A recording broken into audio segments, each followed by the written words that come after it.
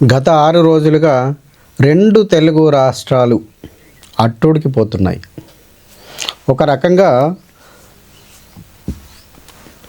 అసలు ఈ నేరాలు హిందువులే చేస్తున్నారు అని ఎంతగా, నిజమేనేమో అని ఎంతగా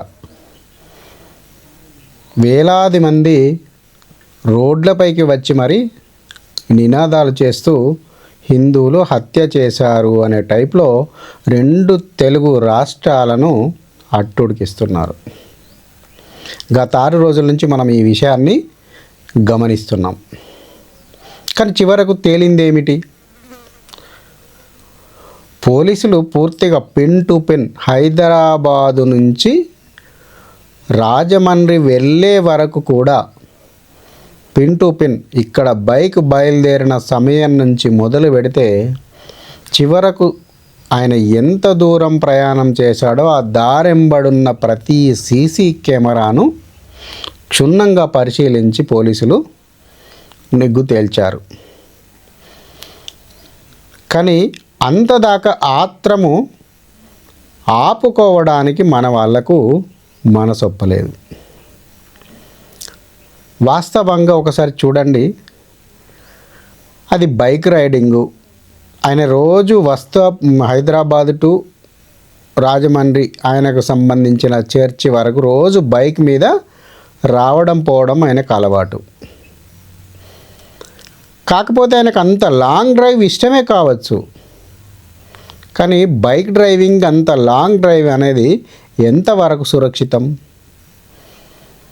అది వదిలిపెట్టండి. పైగా మనకంటూ ఒక వ్యవస్థ ఉంది, పోలీసులు ఉన్నారు, అత్యాధునిక టెక్నాలజీ ఉంది. ఈ టెక్నాలజీ ద్వారా ఈరోజు నిజాలు ఏమున్నా దాగవు అనే కనీస ఇంగిత జ్ఞానం లేకుండా పాస్టర్ ప్రవీణ్ను చంపేశాడు. ఎవరు చంపారన్నది కూడా వీళ్ళే చెప్పేస్తున్నారు.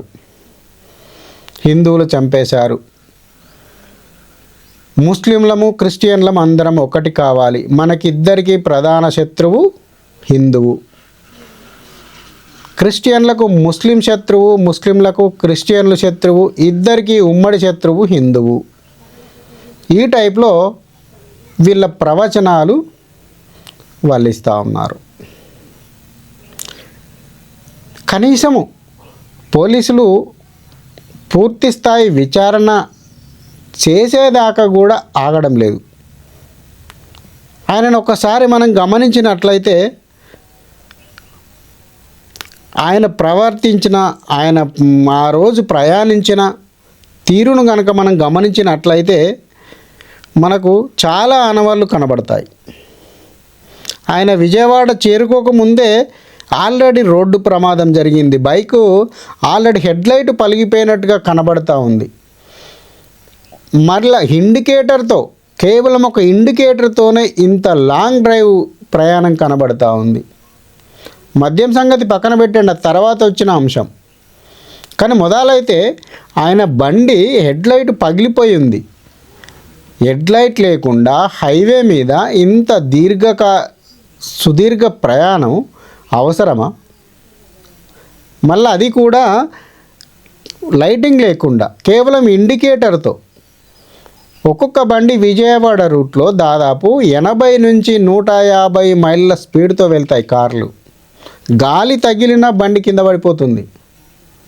అలా అంతటి స్పీడ్ ఉంటుంది విజయవాడ రూట్లో. అంతటి స్పీడ్ ఉన్న ఆ రూట్లో కేవలం లైటింగ్ లేకుండా ప్రయాణం చేయడం అనేది నువ్వు ఎంత హెల్మెట్ పెట్టుకున్నప్పటికీ హెల్మెట్ దేనికి ఉపయోగపడుతుంది? కేవలం తలకు దెబ్బలు దాకకుండా ఉపయోగపడుతుంది, అంతే తప్ప మనిషి ప్రాణానికి గ్యారంటీ నా హెల్మెట్ అనేది. ఇప్పుడు ప్రవీణ్కి చూడండి, మొహం పైన అంటే మొహం మీద ఏం కప్పు ఉండదు కాబట్టి మొహం మీద దెబ్బలు తగిలాయి. తల వెనుక భాగంలో కానీ తలపైన భాగంలో కానీ దెబ్బలు తగిలాయా? తగలలేదు. ఎందుకు అంటే హెల్మెట్ ఉంది కాబట్టి. అంటే మొహం ఎంతవరకు కవర్ చేసిందో ఆ ప్లేస్లో దెబ్బలు తాకకుండా ఉండడం జరిగింది. కానీ మొహం మీదనైతే దెబ్బలు తాగిలాయి కదా. బండి మీద నుంచి కింద పడినప్పుడు బాడీకి అయితే దెబ్బలు తాకుతాయి కదా. గుండె మీదనైతే దెబ్బలు తాకుతాయి కదా, బలమైన దెబ్బ గుండె మీద తాకితే మనిషి బ్రతుకుతాడా ఎంత హెల్మెట్ ఉన్నా కూడా? మళ్ళీ అది ఆయన కాలువలోకి పడిపోయాడు. ఇంకా అవన్నీ గమనిస్తూ కూడా హిందువులు హత్య చేశారు. ఎందుకంటే ఈ ప్రవీణ్ పగడాల అనే వ్యక్తి తన వీడియోల్లో తన యొక్క ప్రవచనాల్లో బైబిల్ గ్రంథాలు తన బోధనల్లో ఎప్పుడు కూడా హిందువులను ముస్లింలను తిట్టుకుంటా వచ్చిన ముచ్చట్లే తప్ప ఒక్కరోజు కూడా అసలు బైబిల్ యొక్క సారాన్ని యొక్క శాంతియుత మార్గాన్ని చెప్పిన వీడియోలు ఉండవు ఆయన వీడియోలో. మొత్తము ఏమైనా హిందువులను లేకపోతే ముస్లింలను తిట్టుకుంటూ ఉండడమే అందులో. వాళ్ళు అట్లా వీళ్ళు ఇట్లా, అసలు ఆయన బైబిల్ చదివింది కూడా లేదు. ఆ తులసక్కన ఏమో చూపిస్తూ ఉంది చూడండి, అందులో ఆమె 6 పాయింట్లు అంటే హత్యగా గుర్తించడానికి 6 పాయింట్లు అని ఒక నిన్న వీడియో చేసింది. ఈమె పోయింది అక్కడికి చూసి ఇవన్నీ చూసినట్లుగానే, అక్కడికి పోయి చూసి అవన్నీ చేసినట్లుగానే 6 పాయింట్లు అని చెప్పేసి ఒక వీడియో చేసింది. ఇంకొకటి N9 ఛానల్ అని చెప్పేసి ఉన్నారు, ఎక్కడి నుంచో ఒరిస్సా నుంచి అట కిల్లర్లను తీసుకొచ్చిరట ఈయనని చంపడానికి. ఆల్రెడీ పోలీసులు నిజాలు అన్నది ఆల్రెడీ బయట పెట్టిర్రు. పోస్ట్ మార్టం రిపోర్ట్లో మద్యం దాగి ఉన్నాడని చెప్పి వచ్చింది. మొదటి ఎఫ్ఐఆర్ రిపోర్ట్లో ఆల్రెడీ ఆయన బైక్ యాక్సిడెంట్ అని చెప్పేసి యాక్సిడెంట్ ఇది ప్రమాదము అని చెప్పిండ్రు. కానీ వీళ్ళందరి గొడవ లొల్లి డిమాండ్లు భరించలేక మళ్ళీ రీపోస్ట్ మార్టంలో కూడా ఆయన యొక్క ఫలితాలను చూస్తే మద్యం తాగున్నాడనే రిపోర్ట్ వచ్చింది. ఇవన్నీ వచ్చేదాకా కూడా ఆగకుండా మొదలే ఈయననట ఎక్కడి నుంచో తీసుకొచ్చి చంపేసిరట. ఎందుకు అసలు కనీసం హిందువులు ఇన్ని సంవత్సరాల చరిత్రలో ఒక్క క్రిస్టియన్ పాస్టర్ని కానీ లేకపోతే ముస్లిం ముల్లాని కానీ చంపిన దాఖలాలు ఒక చరిత్రలో కనీసం ఒక్కటన్నా ఉందా? అలాంటిది ఎలా మాట్లాడుతూ ఉంటారో నాకైతే అర్థమవుతలేదు. N9 మీడియా ఉన్న తులసక్కనైతే పొద్దున్న లేస్తే అదే వీడియో పెడతా ఉంది. పొద్దున్న లేస్తే అదే పాస్టర్ ప్రవీణ్ మా ప్రవీణ్. N9 మీడియాలో అయితే అది పొద్దున్న లేస్తే హిందుత్వాన్ని RSSకు మోడీకి లంక పెడుతూ ఎక్కడి నుంచో ఒరిస్సా నుంచి క్రిమినల్స్ను ఎంగేజ్ చేసుకొని వచ్చి చంపడానికి ప్రయత్నం చేశారు. ఇంకోడు అందులో బోడా రాజు అట, వాడే ఏ బోడగాడో కానీ ఆ బోడగాడు కూడా ఈ రాజు బోడా అనేటోడు కూడా వీడియోలు పొద్దున్న లేస్తే చేస్తూనే ఉంటాడు. అసలు ఏం మాట్లాడుతున్నారో వాళ్ళు మాట్లాడేదానికి విధానాలకు అర్థం ఏమిటో వాళ్ళు చెప్పాలి. కనీసం సాక్ష్యాధారాలతో సహానన్నా ఇగో ఇది ఇక్కడ జరిగింది అని చెప్పాలి. కానీ వాళ్ళు మొదలుపెట్టిన అంశానికి చివరి దాకా లాక్కెళ్ళిన అంశానికి అసలు పొత్తే ఉండదు. అలా మాట్లాడతారు వీళ్ళు. అలా మాట్లాడుతూ ఒక నెగిటివ్ అంటే ఒక నరేటివ్ను బిల్డ్ చేయడంలో ఈ సమాజంలో అంటే విభజనవాదాన్ని తీసుకురావడానికి ఎన్ని ప్రయత్నాలు చేస్తూ ఉన్నారో ఇలా మీడియా సంస్థలను చూస్తే అర్థమవుతా ఉంది. ఎందుకు ఇలా తయారవుతున్నారో అర్థం కావట్లేదు, నాకైతే అర్థం కావట్లేదు. మనం కనుక ఇప్పుడు ఒకసారి ప్రవీణ్ పగడాల యొక్క షెడ్యూల్ను మనం ప్రయాణ షెడ్యూల్ను మనం చూసినట్లయితే విజయవాడ రాకముందే ఆల్రెడీ ఒకసారి ప్రమాదం జరిగింది. అదే సమయంలో బుల్లెట్ హెడ్లైట్ పగిలిపోయింది. పాస్టర్ యొక్క చేతికి కూడా గాయాలయ్యాయి. గొల్లపూడి పెట్రోల్ బంక్ వద్దకు చేరే సమయానికి సిబ్బందితో మాట్లాడలేని స్థితిలో ఆయన సైగలు చేసి పెట్రోల్ పోయించుకున్నాడు. కనీసం ఎంత పెట్రోలు అంటే కూడా ఇట్లా 8,000 చూపించాడంట అక్కడ పెట్రోల్ బంకు నిర్వాహకునికి. పైసలు 8 లీటర్ల 800 అంటే లేదు 8 లీటర్లు అని సైకిల్ చేశాడట తప్ప నోటితో మాత్రం చెప్పలే. 872 రూపాయలు ఫోన్పే ద్వారా కొట్టించుకొని ఆయన పెట్రోల్ పోసాడు. ఇంకా రామవరపాడు రింగ్ సమీపంలో మళ్ళొకసారి ప్రమాదం జరిగింది. పక్కన కూర్చోబెట్టిన అక్కడ ట్రాఫిక్ ఎస్ఐ ఆటో డ్రైవర్లందరూ పక్కన కూర్చోబెట్టి ఆయనకు నువ్వు సరిగా లేవు, నీ అవతారం సరిగా లేదు, నువ్వు కొంచెం నిర్లక్ష్యంగా ఉన్నావు, ప్రయాణాన్ని మానుకోమని కూడా వాళ్ళు హెచ్చరించడం జరిగింది. ఎందుకంటే హెడ్లైట్ లేదు బండికి. సుబ్బారావు గారు అనుకుంటా నిన్న వీడియోలో కూడా మనకు సోషల్ మీడియాలో ఆయన యొక్క వాయిస్ వినబోస్తూ ఉంది, నేను ఆల్రెడీ చెప్పాను అని. ఇవన్నీ జరిగాయి. ట్రాఫిక్ బూత్ వద్ద 3 గంటలు అక్కడ విజయవాడ యొక్క పార్క్లో 3 గంటలు నిద్రపోయాడు. మద్యం మత్తులో వాహనం నడపం నేరమని పాస్టర్కు ప్రవీణ్ ట్రాఫిక్ ఎస్ఐ సుబ్బారావు కూడా అక్కడ కౌన్సిలింగ్ కూడా ఇవ్వడం జరిగింది. అది చెప్తా ఉన్నాడు ఆయన మీడియాలో నిన్నటి నుంచి చెప్తా ఉన్నాడు. ఆయన గుర్తుపట్టిన తర్వాత అంటే ఫస్ట్ ఆయనని సుబ్బారావు గారు అసలు ఫస్ట్ ఆయన ఎవరో తెలియదు, దారిన పోయి అంటే రైడర్ కావచ్చు, ఏదో ఒక ఊరు నుంచి ఒక ఊరికి వెళ్తున్న రైడర్ అనుకొని ఆయన వ్యవహారం బాగలేదు, నిరాసక్తతో నిర్లక్ష్యంగా ఉన్నాడు, కొంచెం నీరసంగా ఉన్నాడు, అందుకని చెప్పేసి పక్కన పడుకోమని చెప్పి ఆ పార్క్లో పడుకోబెట్టి తాత్పరంగా ఓ బిడ్డ అని చెప్పి పంపించి ఆయనను చెప్తే వీళ్ళు అటు ఇటు పోయి చూసేసరికి ఆయన మళ్ళీ లేచిండు, అవతల పడ్డాడు. అక్కడ జరుగుతుంది అని ఆయన ఆయన మాటల్లో కూడా చెప్పేది అదే విషయం. వెళ్ళొద్దని వారించినాక కూడా ఆయన ప్రయాణం చేయడం జరిగింది. తిరిగి ఏలూరు వైన్స్లో కూడా మళ్ళొక బకార్డి అనే చిన్న క్వార్టర్ సీసా మందు కొనుక్కోవడం కూడా జరిగింది. అవన్నీ మనం సోషల్ మీడియాలో వివిధ ఛానళ్ళలో టీవీలలో మనం చూస్తూనే ఉన్నాం. ఇంత జరిగినా కూడా ఈ ఛానళ్ళు ఆయనది హత్య, ఒరిస్సా నుంచి ఇట్లా ట్రైన్డ్ క్రిమినల్స్ను పట్టుకొచ్చారు ఆయనను చంపడానికి, లేకపోతే హత్య చేయడానికి 6 కారణాలని తులసక్క, ఇది ఆర్ఎస్ఎస్కు హిందుత్వానికి బీజేపీకి మోదీజీకి లెంక పెడుతూ రాజ్బోడా లాంటి వ్యక్తులు ఎలా ఏం చేయాలంటే ఇంకా వీళ్ళతో పాటు పాస్టర్లు, అసలు పాస్టర్లను ఈ ప్రవీణ్ పాస్టరు మాట్లాడిన మాటలు లెక్క పెడితే మిగతా పాస్టర్లకును ప్రవీణ్కు లెక్క పెడితే ఈయన ఒక 1% కాదు. మిగతా పాస్టర్లు ఇంకా ఘోరంగా తిడుతూ ఉన్నారు హిందుత్వాన్ని ఎలా ఇబ్బంది పెట్టాలా వాళ్ళ అనుకుంటా ఎన్ని రకాలుగా హిందువులను నిందించాలో నిందిస్తూనే ఉన్నారు. అలాంటి వాళ్ళతో లెక్క పెట్టుకుంటే ఈయన వాళ్ళలో విషమెత్తు కూడా కాదు. అయినా కూడా అంతటి పెద్దవాళ్ళనే ఏం చేయలేని హిందుత్వ నాయకులు ఈ ప్రవీణ్ లాంటి ఈ వగడాలను ఎవరు ఏం చేస్తారు చెప్పండి ఒకసారి. అటువంటిది దాదాపు కనీసం ఓపిక, మరి పోలీస్ వ్యవస్థ ఉంది, ఇంత పెద్ద నెట్వర్క్ ఉంది, కొంచెం ఓపిక పడదాం, అసలు నేరస్తులను దొరకబడదాం అనే పద్ధతిలో ఎందుకు పోలేదు అనేది ఇక్కడ మనం ఆలోచించాల్సిన విషయం. కానీ ఇదే సమయంలో 24 తారీఖు నాడు ఏదైతే ప్రవీణ్ పగడాల యాక్సిడెంట్ జరిగిందో 6, 25, 26 2 తేదీల్లో మన తెలంగాణలో కూడా 2 యాక్సిడెంట్లు జరిగాయి. అదే పాస్టర్ల యాక్సిడెంట్లు జరిగాయి. మరి 2 పాస్టర్ల యాక్సిడెంట్ల విషయాలను ఎందుకు తీసుకోవడం లేదు? మరి వీళ్ళని కూడా హత్య చేశారు కావచ్చు, వెనక బండితోటి అంటే యాక్సిడెంట్ ప్రమాదంగా చిత్రీకరించడానికి ఆ వస్తున్న కారు యాక్సిడెంట్లో లేకపోతే బండ్లో యాక్సిడెంట్ పేరు మీద హత్య చేశారు కావచ్చు.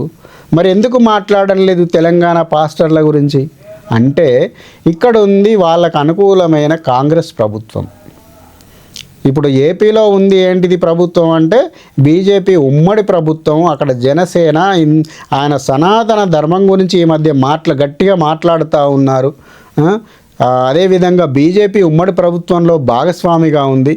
చంద్రబాబు నాయుడు కూడా ఒకంత తను ఏదైతే కోల్పోయాడో గత జగన్ ప్రభుత్వం రావడానికి కారణమై జగన్ ప్రభుత్వం వచ్చి ఆ ప్రభుత్వంలో తను ఏదైతే కోల్పోయాడో అది నింపుకోవడానికి తన పంతాను మార్చుకొని కొంత బీజేపీకి అనుకూలంగా రావడం కూడా ఇక్కడ కొన్ని శక్తులు జీర్ణించుకోలేకపోతున్నాయి. లేకపోతే మరి అదే యాక్సిడెంట్లు తెలంగాణలో జరిగాయి, 2 జరిగాయి. మరి ప్రవీణ్ పగడాల కూడా అసలు ఈ యాక్సిడెంట్ అయ్యేంత వరకు కూడా పక్కోనికి తెలియదు. చాలామంది అజయ్ బాబు లాంటి వాళ్ళు, ఆ రెడ్డి సతీష్ రెడ్డి అనేటోళ్ళు ఇంకెవరో ఆయన జెండా అంటాడు. ఆయన ఎవరో నాకు కూడా ఇప్పుడు పేరు గుర్తుకొస్తలేదు, కానీ గుడ్డ ముక్క అని కూడా విమర్శిస్తాడు. ఆయన భారతదేశ జాతి పతాక జెండాని అదొక గుడ్డ ముక్క అంటాడు ఆయన ఎవడో. ఇంతటి దౌర్భాగ్యులు ఉన్నారు. అదేవిధంగా మియాపూర్లో ఆయన కల్వరి టెంపుల్ సతీష్ ఉన్నారు. ఇంక ఈయనకంటే పెద్ద మొత్తంలో ఆయన మత మార్పులు చేస్తూ ఉంటారు. ఆయనను కూడా ఎవరేమంటలేరు. అటువంటిది ఈ ప్రవీణ్ ఎవడో తెలియదు. ఈ ప్రవీణ్ అనే వ్యక్తి అసలు కనీసం ఇప్పుడు యాక్సిడెంట్ అయిన తర్వాత తప్ప అంతకుముందు అసలు ఎవరో తెలియదు. అయినా దీన్ని పట్టుకొని ఇంత లాగి ఇది హత్య హత్య హత్య అనుకుంటూ క్రిస్టియన్ సొసైటీలన్నీ కూడా మత మార్పిడి ముఠాలన్నీ కూడా ఆయనను ఒక విచిత్రమైన వస్తువులాగా తయారు చేశాయి. చనిపోయి ఆయన స్వర్గంలో ఉండొచ్చు, నాకు తెలిసి అయితే స్వర్గంలో అయితే ఉండడు. ఎందుకంటే ఆయన చేసిందే అన్ని తప్పుడు పని. ఆయన కూడా ఒప్పుకున్నాడు. మనం ఆ గత వీడియోలు గత మాటలు అవన్నీ ఇప్పుడు ఏదైతే ప్రవీణ్ చనిపోయిన తర్వాత మంచితనం కన్నా ఎక్కువ చెడ్డతనం సంబంధించిన వీడియోలు ఆయనకు సంబంధించిన విషయాలే వచ్చాయి. నేను ఒకప్పుడు గంజాయికి అలవాటు పడ్డాను, డ్రగ్స్ సేవించాను, అమ్మాయిల వెంట తిరిగాను, కానీ నేను ఎన్నడూ కూడా డబ్బు నిలుచుకోలేదు, ఏమీ చేయలేదు, నేను చేసినవన్నీ తప్పులే ఉన్నాయి అన్నీ అనుకుంటా ఆయననే చెప్పినట్టుగా మనకు వార్తలు వస్తూ ఉన్నాయి.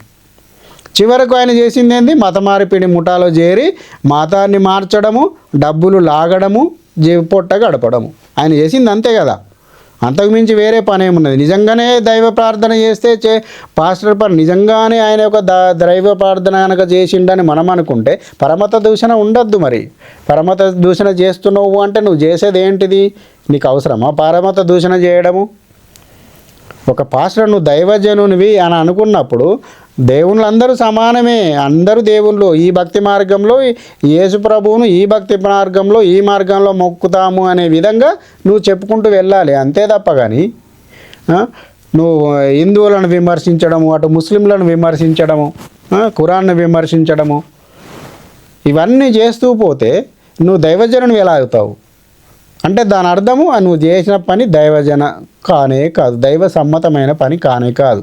ఏ భగవంతుడు కూడా నీకు హిందువులకు సంబంధించిన పరమేశ్వరుడైనా, ముస్లింలకు సంబంధించిన అల్లా అయినా, క్రిస్టియన్లకు సంబంధించిన ఏహో అయినా, జైన్లకు సంబంధించిన తీర్థంకరుడైనా, సిక్కులకు సంబంధించిన గురునానక్ అయినా ఎవ్వరు కూడా మా మతమే గొప్పది, నేనే గొప్పవాడిని, ఈ దేశంలో వేరే మతమే లేదు, వేరే దేవుడే లేడు అని ఎవరు చెప్పలేదు. అన్ని దైవత్వాన్ని సమానము. అందులో నన్ను ఈ రకంగా ఈ లైన్లో పూజించండి, ఈ రకంగా రండి, ఈ లైన్లో రండి అని చెప్పారే తప్ప ఎవరిని కూడా వాడిని ఇది అది అని చెప్పలే. అటువంటిది నువ్వు పొద్దున లేస్తే హిందువులను ముస్లింలను పరమత దూషణ చేస్తూ సాగించిన ప్రయాణం ఏమాత్రం కూడా క్షమించరానిది. నువ్వు చనిపోయే వరకు, ప్రవీణ్ పగడాల చనిపోయే వరకు కూడా పక్కోనికి కూడా తెలియదు. అటువంటిది ఇవాళ ఏపీలో ఇన్ని క్రిస్టియన్ సొసైటీలు ఒకే కంఠంతో ఈ ఇష్యూను మీదికి తీసుకొచ్చాయి అంటే దాని వెనక రాజకీయ కోణం. అంటే ఆంధ్రప్రదేశ్లో గల క్రిస్టియన్ సొసైటీలన్నీ కూడా ఒక రాజకీయ వేదికలాగా, అంటే మనం అందరము ఈ ఉమ్మడి ప్రభుత్వంలో నష్టపోతామేమో అనే భ్రమలో విప్పిన గొంతే తప్ప వేరే ఏమి కాదు. అయినా వీళ్ళ అరాచకాలు నడుస్తూనే ఉన్నాయి. ఇప్పటికైనా అటు ఆంధ్ర ప్రజలు కానివ్వండి, తెలంగాణ ప్రజలు కానివ్వండి, ఈ యొక్క పాస్టర్ చేసే పనిని అది దైవ కార్యంగా ఉందా లేకపోతే పరమత దూషణ కార్యంగా ఉందా చూసి పరమత దూషణ చేసినట్లయితే 4 తన్ని ఆయనకు బుద్ధి చెప్పండి. జై హింద్, భారత్ మాతాకి జై.